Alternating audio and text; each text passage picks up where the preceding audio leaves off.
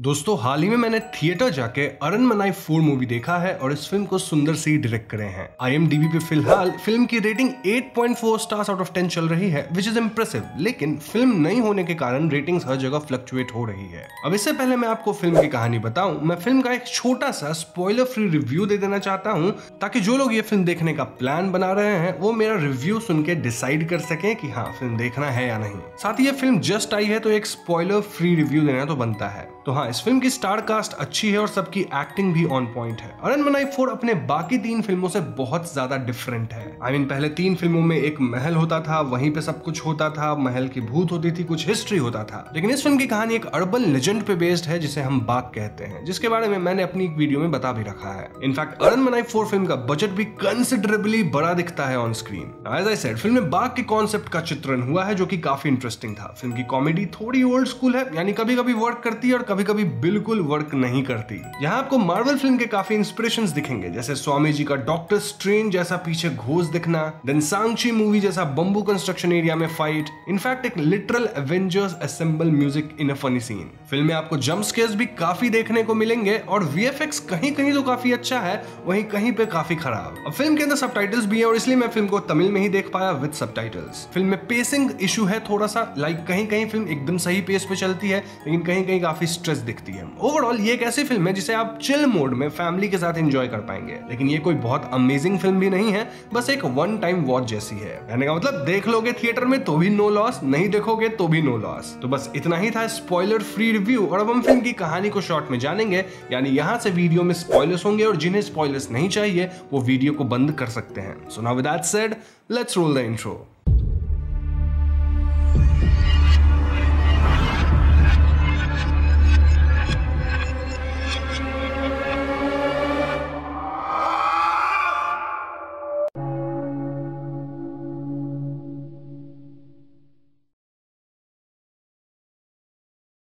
तो फिल्म की कहानी असम से शुरू होती है, जहां एक पंडित जी अपनी बेटी के साथ छोटी नाव पे होते हैं। ये दोनों एक टेंपल की ओर जा रहे थे, जहां आज एक बड़ा सा उत्सव था और जर्नी के दौरान पंडित जी की बेटी का हाथ थोड़ा कट जाता है, जिससे उसका खून पानी में मिल जाता है। पंडित जी यहाँ बाघ के बारे में बताते हैं, जो कि बहुत खतरनाक डीमन है और 100 साल पहले गाँव के कई स्वामी जी लोग मिलकर इस बाघ को कैद किए थे। अब इस जर्नी के दौरान पंडित जी का चप्पू फंस के टूट जाता है और अगले ही क्षण हम उनकी बेटी को कच्चा मछली खाते पाते हैं। दरअसल बाघ को इसी जगह पानी में कैद किया गया था, जो कि पंडित जी की बेटी का खून और एग्जैक्ट प्लेस पे चप्पू लगने से आजाद हो गया था। ये बाघ पंडित जी की बेटी को मार चुका था, देन उसका रूप भी ले चुका था। पंडित जी ये बात तुरंत समझ जाते हैं और उसी क्षण पीछे टेंपल में देवी अम्मन की पूजा होती है। इस पूजा के वक्त बाघ वीक होता है और इसी का फायदा उठा के पंडित जी बाघ की आत्मा को एक लोटे में कैद कर लेते हैं। अब अगर कोई बाघ की आत्मा को कैद कर ले तो बाघ उसकी हमेशा बात मानने पे विवश हो जाता है। तो ऐसे में पंडित जी बाघ से कहते हैं कि क्योंकि तुमने मेरी बेटी को मारा है, आज से तुम हमेशा के लिए मेरी बेटी बन के ही रहोगे,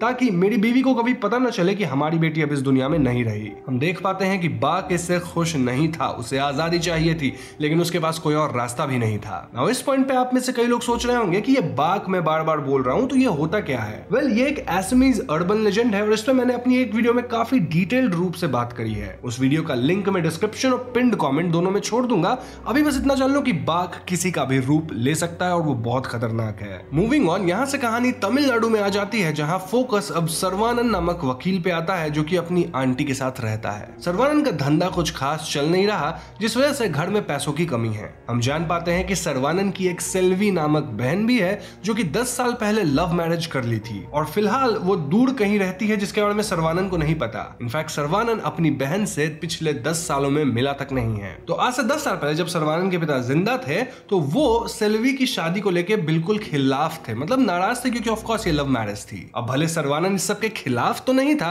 स्टिल वो अपनी बहन सेल्वी को कोई खास मदद भी नहीं किया था और इसी बात का अब उसे पछतावा हो रहा है। ना इसके ठीक बाद हम सेल्वी को भी देख पाते हैं, जो कि अपने पति के साथ एक छोटे गांव में खुशी खुशी रह रही है और सेल्वी के 2 प्यारे बच्चे भी हैं। बड़ी बेटी का नाम शक्ति है और छोटे बेटे का नाम सर्वानंद जूनियर है। जी हाँ, सेल्वी अपने बेटे का नाम अपने भाई के नाम पे ही रखी है। अब यहाँ मैं जूनियर जोड़ दे रहा हूँ ताकि आपको कंफ्यूजन ना हो कि मैं कब सर्वानंद को और कब इस बच्चे को रेफर कर रहा हूँ। खैर, तो एक दिन सेल्वी का पति सुबह जॉगिंग करने निकलता है, जब जंगल में वो धुएं की गिरफ्त में आता है। फिर अचानक एक हाथ उस पर हमला करके उसे मार डालती है और अगले ही क्षण हम देखते हैं कि कोई तो सेल्वी के पति का रूप ले लिया था, क्योंकि इस सेल्वी के पति की लाश तो वहीं जमीन पे पड़ी थी। नाउ ये काम ऑफ कोर्स हम समझ रहे हैं कि बाक का था, और बाक जो कि फिलहाल सेल्वी के पति का रूप लिया हुआ था, वो घर जाके सेल्वी से बच्चों के बारे में पूछने लगता है। सेल्वी को यहाँ थोड़ा सा अपने पति पे शक होता है और इसके बाद वाले सीन में हमें सीधा ये दिखाया जाता है कि सेल्वी कुएं में फांसी लगा के लटकी हुई है। एंड देन सेल्वी के पति का कोई अता पता नहीं है। इनफैक्ट वहां हम शक्ति को भी देख पाते हैं जो कि सर में चोट लगने के कारण कुएं के पास ही बेहोश है और सर्वानंद जूनियर छुपा हुआ है। Now the strange thing was कि गांव में लोगों को सेल्वी के पति की लाश मिल गई थी और सेल्वी उनके साथ लाश देखने जा रही थी, जबकि ओरिजिनल सेल्वी को तो हम कुएं में लटक के मरते हुए देख चुके हैं। दिस मीन्स कि बाक सेल्वी को मार के उसका रूप ले चुका है। अब इस पूरे इंसिडेंट को एक रवि नामक लड़का देख लिया था जो कि गांव के प्रेसिडेंट का बेटा था और पेशे से वो एक यूट्यूबर था। यूट्यूबर होने के नाते वो कई चीज कैमरा में रिकॉर्ड कर रहा था और यहाँ वो काफी कुछ ऐसा रिकॉर्ड कर लिया था जो कि आगे काम आएगा। खैर, तो इसके बाद सर्वानंद को खबर मिलती है कि उसकी बहन खुद को मार ली है और उसकी बहन का पति हार्ट अटैक से मारा गया। ये खबर सुनकर सर्वानंद एकदम टूट जाता है और वो फौरन अपनी आंटी के साथ सेल्वी के गांव पहुंचता है। सर्वानंद को पता चलता है कि सेल्वी का पति एक आर्किटेक्ट था और वो पुराने घर को रिकंस्ट्रक्ट करके अच्छे दाम पे बेचता था टू अर्न हिज लिविंग। फिलहाल वो इस गांव के एक लैंडलॉर्ड के घर में काम कर रहा था, लेकिन अब तो वो रहा ही नहीं, जिससे काम बीच में ही रुक गया और पैसा भी फंस गया है। तो इन्हीं सब चीजों को सॉर्ट करने के लिए सर्वानंद कुछ दिनों के लिए यहीं पे रहेगा। इनफैक्ट देखा जाए तो सेल्वी की फैमिली भी फाइनेंशियली स्ट्रगल ही कर रही थी। अब सेल्वी के बच्चों की बात की जाए तो शक्ति के सर पे चोट लगने के कारण वो कोमा में है और सर्वानंद जूनियर एकदम ठीक है। शक्ति का ख्याल रखने डॉक्टर माया भी इसी घर पे ही रह रही है और माया लैंडलॉर्ड की बेटी है। माया चाहती है कि इस घर को एक हॉस्पिटल में तब्दील किया जाए क्योंकि गांव में मेडिकल की अच्छी सुविधा उपलब्ध नहीं है। अब यहाँ कहानी में दो और लोग हैं जो कि एक मिस्त्री है और एक कारपेंटर है और इनका काम पूरे फिल्म में सिर्फ कॉमिक रिलीफ देने का है। तो हाँ, इनके सब प्लॉट्स को मैं उतना डिस्कस नहीं करूंगा। खैर, बातचीत के दौरान सर्वानंद जान पाता है कि 2 दिन बाद इस गांव में मारियम्मा देवी की पूजा है और ये एक बहुत बड़ा फेस्टिवल है जो कि 10 साल में सिर्फ एक बार मनाया जाता है। अब क्योंकि इस फेस्टिवल के दौरान लाखों लोग इस छोटे से गांव में आते हैं, तो गांव का पुलिस वाला सेल्वी के केस को इग्नोर कर रहा था क्योंकि उसे फेस्टिवल की सिक्योरिटी पे ध्यान देना था। पुलिस वाला बिना छानबीन किए कह रहा था कि ये तो खुद को मारने वाला केस है, तो इस पे क्या ही छानबीन किया जाए। अब यहाँ सर्वानंद का मानना था कि उसकी बहन खुद को मार ही नहीं सकती क्योंकि वो पास्ट में सर्वानंद से प्रॉमिस की थी कि वो कभी ऐसा कुछ गलत कदम नहीं उठाएगी, यानी कोई तो उसकी बहन को मारा है। और ऐसे में सर्वानंद खुद ही छानबीन शुरू करता है। वहीं घर में कुछ असाधारण गतिविधियां शुरू होती है, स्पेशली विद सर्वानंद जूनियर। उसे कई जगह किसी की आत्मा दिख रही थी जो कि उसके साथ खेलना चाह रही थी। इन गतिविधियों को आंटी जी भी नोटिस करती हैं। इनफैक्ट डॉक्टर माया भी कुछ अजीब चीजें नोटिस कर रही थी। दूसरी तरफ सर्वानंद की मुलाकात रवि से होती है और रवि सर्वानंद को काफी बातें बताता है। लाइक वो क्लियरली कहता है कि वो अपनी आंखों से सेल्वी को मरने के बाद दोबारा गांव वालों के साथ भी देखा था। इतना ही नहीं, वो सेल्वी के हस्बैंड से भी उनकी मौत से पहले मिला था और हर जगह वो एक अजीब से स्वामी जी को भी देखा था। ये सब सुनकर सर्वानंद रवि का कैमरा चेक करता है और रिकॉर्डिंग में वो एक स्वामी जी को वाकई में देख पाता है जो कि सेल्वी के हस्बैंड पे नजर रखे था। अब पैरेलल में हम इन्हीं स्वामी जी को सर्वानंद के घर पे पहुंचते देखते हैं, लेकिन एक अनजान शक्ति स्वामी जी को एंट्री नहीं लेने देती है by closing doors and Windows. ये सारी असाधारण गतिविधियां डॉक्टर माया और घर के बाकी मेंबर्स भी फील कर पा रहे थे। वहीं दूसरी तरफ एक दूसरी असाधारण शक्ति रवि के कार पे हमला करती है जिसमें रवि और सर्वानंद थे। सर्वानंद एक परछाई और मूविंग ऑब्जेक्ट को चेज करते हुए जंगल में जाता है। वहीं कार के अंदर रवि को सेल्वी दिखती है जो उस पे हमला करके उसे मार देती है। अब जब सर्वानंद जंगल से वापस आता है तो उसे ना तो रवि दिखता है ना ही रवि का कार। हालांकि अगले दिन सर्वानंद को जंगल में रवि की थार एक्सीडेंट करी हुई मिलती है और वहीं पास में रवि की लाश थी। ऐसे में रवि पुलिस को बुलाता है और रवि का कहना था कि ये सब काम उस स्वामी जी का है क्योंकि वही हर जगह पे मौजूद होता है। इनफैक्ट रवि के कैमरे को चेक करने पे सब पाते हैं कि रवि के मौत के बाद भी कैमरा रिकॉर्ड कर ही रहा था और स्वामी जी इसमें क्लियरली दिखे थे। तभी सर्वानंद देखता है कि जब ये लोग पुलिस से बात कर रहे थे तो दूर से स्वामी जी अब भी इन पे नजर रख रहे थे और ऐसे में रवि और पुलिस वाले स्वामी जी को चेज करते हैं। अब स्वामी जी तो भाग निकलते हैं लेकिन इन्हें उनका केव मिल जाता है जहां का माहौल ऐसा था मानो किसी तरह का रिचुअल करा गया हो। इनफैक्ट वहां सेल्वी के पति और रवि की फोटो भी थी, प्रूविंग कि स्वामी जी इन कत्लों से जुड़े हैं। इसके अलावा वहां शक्ति की भी फोटो थी। जी हाँ, सेल्वी की जो बेटी शक्ति है उसकी। इनफैक्ट स्वामी जी वहीं एक ऊंचे पेड़ पे छुपे हुए थे और उनके हाथ में पुलिस वाले की फोटो भी थी। खैर उस वक्त सर्वानंद जान पाता है कि कल पूजा वाले दिन यानी 15 जून को शक्ति का बर्थडे है। इनफैक्ट यूट्यूबर रवि का भी 15 जून को ही बर्थडे था और उसका जन्म शक्ति से ठीक 10 साल पहले हुआ था। ना पुलिस रिकॉर्ड चेक करने पे सर्वानंद बताया कि पुलिस वाले का भी बर्थडे ठीक 15 जून को ही है।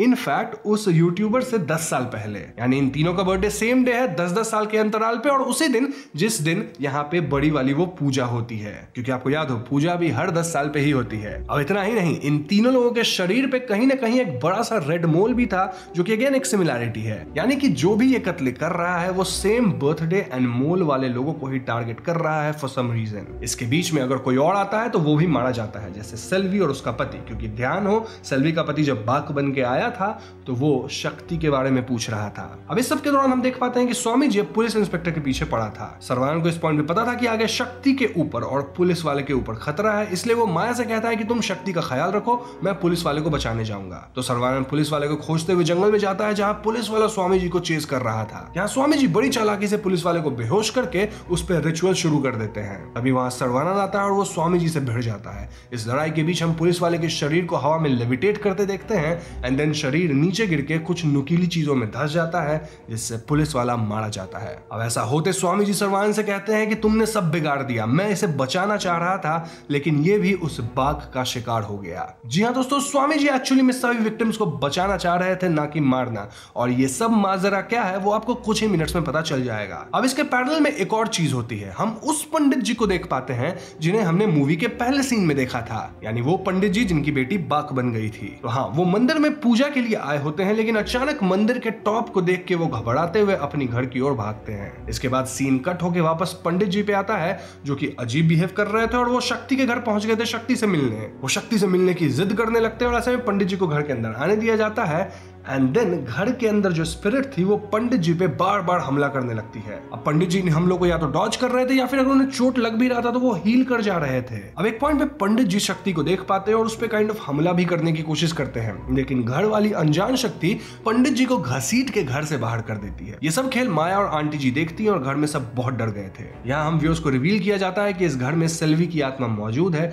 जो कि अपने बच्चों की रक्षा कर रही है। इनफैक्ट इस पॉइंट पे हम फाइनली शक्ति को अपने कोमा से बाहर भी आते हुए देखते हैं, यानी कि हाँ, शक्ति अब ठीक हो गई है। खैर अगले दिन स्वामी जी को पुलिस कस्टडी में लाया जाता है, जहां स्वामी जी सब कुछ रिवील करते हैं। दरअसल वो असम से हैं और उनके यहाँ 100 साल पहले पुराने स्वामी जी लोग मिलके एक बाघ को कैप्चर कर लिए थे। बाघ एक ऐसा खतरनाक प्राणी है जो कि पानी और जमीन दोनों में रह सकता है। अब ये बाघ आजाद हो गया, कैसे? वेल, वो तो हम मूवी के पहले सीन में देख ही पाए हैं। तो पंडित जी बाघ को इंस्लेव करके अपनी बेटी बना लिए थे और वो असम से मूव हो गए। असम से इसलिए मूव हो गए क्योंकि इवेंचुअली असम में स्वामी जी लोग को तो पता चल ही जाता कि बाघ आजाद हो गया है और पंडित जी नहीं चाहते थे कि उनसे उनकी बेटी छिन जाए। अब वहां अम्मन देवी की पूजा करी जाती थी और उनके पत्थर को 3 भाग करके भारत में 3 अलग अलग जगह पे भेजा गया था मूर्ति बनाने, और पंडित जी इसी 3 में से कोई एक जगह जाना चाहते थे ताकि वो अम्मन देवी की छत्र छाया में ही रहे। इसमें से एक जगह थी यही गांव जहां आज फेस्टिवल भी है, जिसमें अम्मन देवी की बड़ी मूर्ति, एक राक्षस की मूर्ति को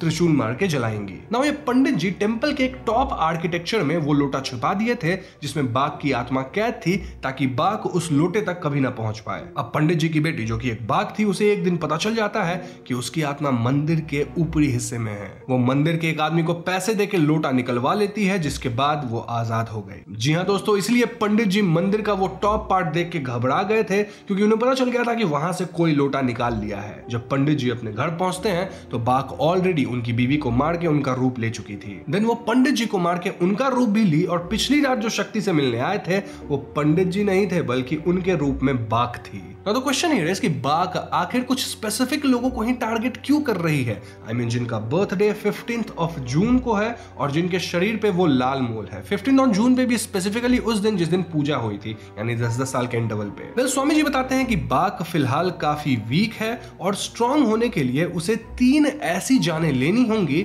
जिनका जन्म सेम डेट पे हुआ हो। किस डेट पे? जिस डेट पे अम्मन देवी की पूजा होती है हर 10 साल के बाद, यानी 15 जून को। इतना ही नहीं, इन लोगों के शरीर पे जो लाल तिल है वो शक्ति तिल है, और ऐसे 3 लोगों को अगर बाघ अभिजित मुहूर्त पे मार डालेगी, यानी कि पूजा से ठीक पहले, तो बाघ बहुत शक्तिशाली हो जाएगी। इतनी शक्तिशाली कि इस दुनिया में भगवान भी उसे नहीं रोक पाएंगे। इसीलिए ये बाघ सेल्वी के हस्बैंड को मार के उसके थ्रू शक्ति तक पहुंचना चाहती थी, लेकिन सेल्वी आईने में देख के समझ गई थी कि उसका हस्बैंड एक्चुअली में उसका हस्बैंड नहीं बल्कि कोई शैतानी शक्ति है, और इसीलिए वो अपनी जान की बाजी लगा के अपने बच्चों को प्रोटेक्ट करी थी। एक पॉइंट पे तो सेल्वी बच के निकल भी पाती, लेकिन अब अपने पति के प्यार में वो फंस गई और हाँ, बाक जो कि उसके पति के रूप में था वो सेल्वी को कुएं में लटका दिया फांसी लगा के, यानी कि सेल्वी वहीं पे मर गई। देन बाक सेल्वी का रूप ले लिया और वो शक्ति को मार ही देती, लेकिन ऐन वक्त पे गांव वाले आ गए थे। अब क्योंकि सेल्वी के शरीर को जलाया नहीं गया बल्कि सिर्फ दफनाया गया, तो ऐसे में सेल्वी की आत्मा वापस आ गई है, यानी कि वो हमारे पृथ्वी को छोड़ के गई ही नहीं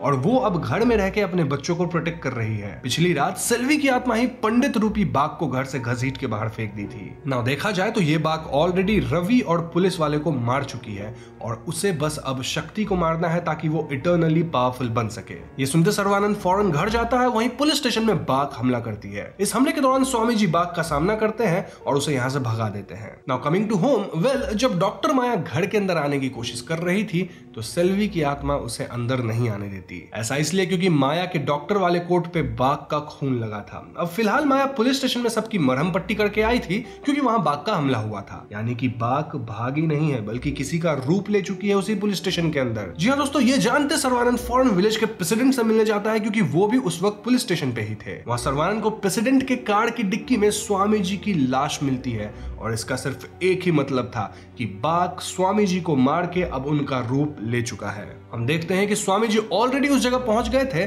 जहां सेल्वी को दफनाया गया था और वो उसकी लाश को बाहर निकलवाते हैं। क्यों? ताकि वो सेल्वी की आत्मा को उसके शरीर में डाल के उसका अंतिम संस्कार कर दे, जिससे सेल्वी की आत्मा को पृथ्वी से जाना पड़ेगा और तब इस बाक को शक्ति को मारने से कोई नहीं रोक पाएगा। तो बस फिर क्या था, स्वामी जी रूपी बाक तंत्र मंत्र से सेल्वी की आत्मा को इस जगह पे खींच लाता है। सेल्वी की आत्मा जो कि अपने बच्चों के साथ घुल मिल गई थी, उनके साथ खेल रही थी, वो इस जगह पे खींची आती है और वो स्वामी जी से लड़ना शुरू करती है। इनके बीच एक हेवी वीएफएक्स फाइट होता है और एक पॉइंट पे स्वामी जी उर्फ बाग वहां आसपास की कई बुरी आत्माओं का सहारा लेके सेल्वी को हरा देते हैं और उसकी आत्मा को उसके शरीर में डालते हैं। इन स्वामी जी सेल्वी के शरीर को जला देते हैं, जिससे सेल्वी की आत्मा इस मॉर्टल वर्ल्ड से आजाद हो जाती है। तब इस जगह पे सर्वानंद भी आता है, लेकिन इट वाज टू लेट। जाते जाते सेल्वी की आत्मा अपने बड़े भाई सर्वानंद से कहती है कि मेरे बच्चों को किसी तरह बचा लो। अब इस सब के तुरंत बाद स्वामी जी उर्फ बाग घर पहुंचते हैं शक्ति को मारने, लेकिन डॉक्टर माया चालाकी से शक्ति को लेके वहां से निकल जाती है और कहां जाती है? वहां जहां मारियम्मा देवी की पूजा हो रही थी। जी हाँ, पूजा ऑलरेडी शुरू हो गई थी, वो आज ही थी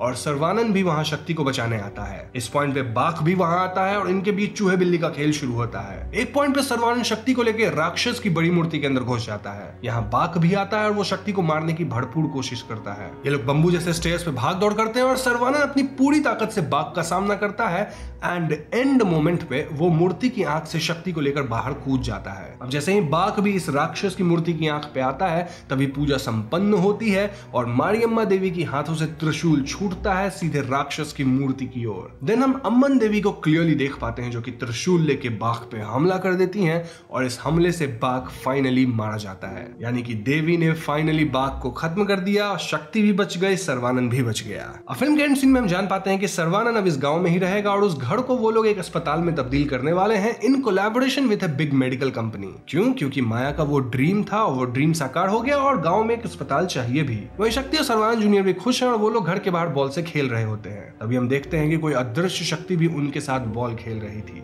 यहीं पे फिल्म खत्म हो जाती है। तो दोस्तों, ये थी फिल्म अरनमनाई 4 की कहानी और एंडिंग सीन को देखकर ऐसा लग रहा है कि सेल्वी की आत्मा पूरी तरह से वापस नहीं गई है क्योंकि वो अब भी अपने बच्चों के साथ खेल रही थी, या फिर ये भी हो सकता है कि ये सेल्वी के पति की आत्मा हो क्योंकि उसको भी दफनाया नहीं गया था। जो भी हो, one thing is for sure कि ये बाघ तो नहीं है क्योंकि बाघ को मारियम्मा देवी खत्म कर दी है। अब अगेन, अगर आपको बाघ के अर्बन लेजेंड के बारे में और जानना है तो आप मेरी एक पुरानी वीडियो रेफर कर सकते हैं जिसका लिंक मैं डिस्क्रिप्शन और पिन कमेंट में छोड़ दूंगा। रही बात फिल्म की, तो यहाँ मैं कुछ सब प्लॉट्स आपको नहीं बताया हूँ क्योंकि वो सिर्फ कॉमेडिक पर्पस के लिए थे, लाइक मिस्त्री और कारपेंटर के कारनामे, देन लैंडलॉर्ड का कॉमेडी, लैंडलॉर्ड का एक आदमी और आंटी का लव सीन जो चल रहा था वो वाला कॉमेडी वगैरह वगैरह। हाँ, वो सब एंजॉय करने के लिए, जाने के लिए आपको फिल्म ही देखना पड़ेगा, लेकिन इस वीडियो के अंदर हॉरर से रिलेटेड मैंने कुछ भी नहीं छोड़ा है, वो सारी चीजें कवर करी गई है। तो हाँ, कहानी मैंने आपको फुल समझा दिया है, वहां कुछ नहीं छूटा है, बस कुछ सब प्लॉट्स, छोटी मोटी चीजें मैंने नहीं बताई। तो बस आज की वीडियो में इतना ही। वीडियो पसंद आई तो लाइक और शेयर करें, साथ ही चैनल पे नए हैं तो हमें सब्सक्राइब भी कीजिएगा क्योंकि हम अपने चैनल पे ऐसे वीडियोस लाते रहते हैं। पीस।